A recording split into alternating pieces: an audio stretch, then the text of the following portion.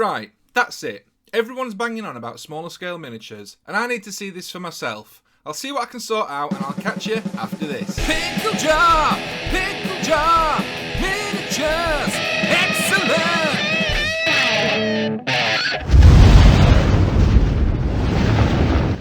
Hello and welcome to the Pickle Jar. My name's Josh, and in today's video, we're going to be taking a look at something a bit small.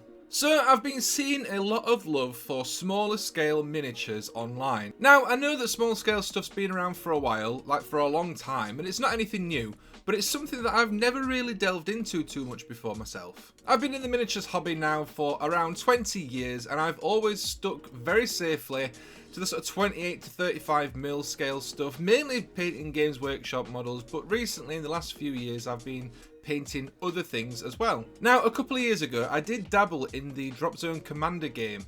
I got myself the UCM starter set, which comprised of a few tanks, a couple of dropships, and some tiny infantry guys. Now, these are all at 10mm scale, and whilst I did enjoy working on the dropships and the tanks themselves, I didn't enjoy working on the infantry. I absolutely hated painting those guys up, and I always put it down to it being the smaller scale, so I never did anything else with that game or with that scale.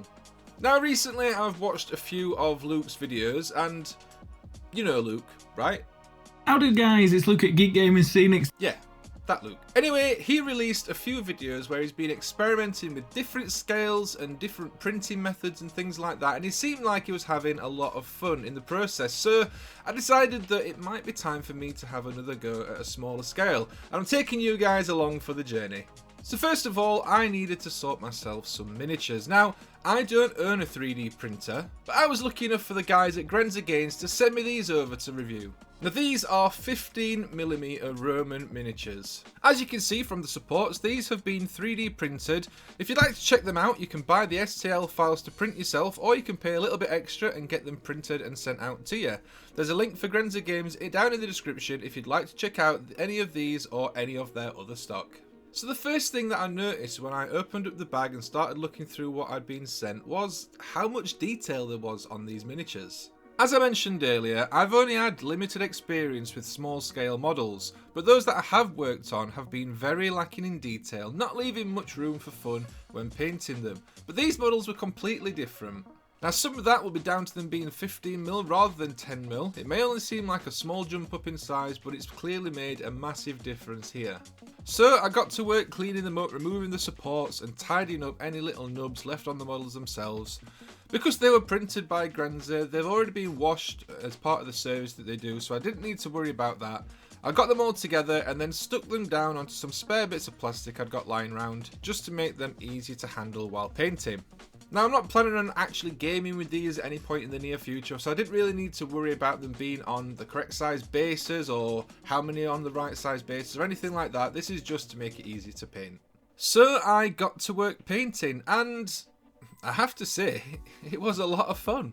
Part of this was down to the sculpts. I've never done any historical stuff, so this was a bit of something fun to try, and the models themselves were really highly detailed, giving me plenty of room to add in details and do the usual shading and highlights that I'd normally do on my Warhammer stuff, but obviously on a smaller scale. The capes on the back in particular were a lot of fun to paint. They're really nice crisp detail, and I love the effect that I managed to get out of such a small scale model. I think the other reason that I enjoyed working on these was that it only took me a couple of hours from start to finish to get these done.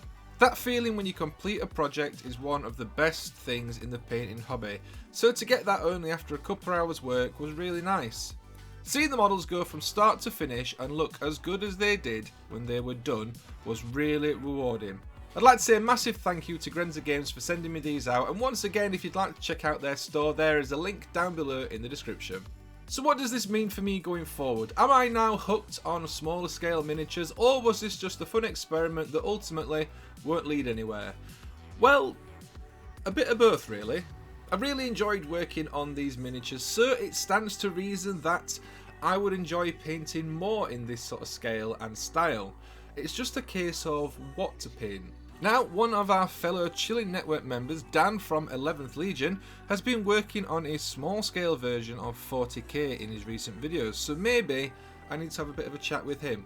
I would like to explore this scale a little bit further, so yeah, maybe you will be seeing some more small scale videos here on the channel, who knows.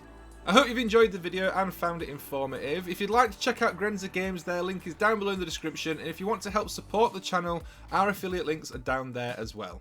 If you want to see more of me, I live stream here on the Pickle Jar every Wednesday evening at 8 PM, and we also have our own Discord server now where you can hang out and chat with members of our growing community. As always, I'd like to say a massive thank you to our channel sponsor Broken Turd. They make the best brushes on the planet, so if you're in the market for a new set of brushes, then check out the link down below in the description. That's all from me, and I'll see you next week with another video.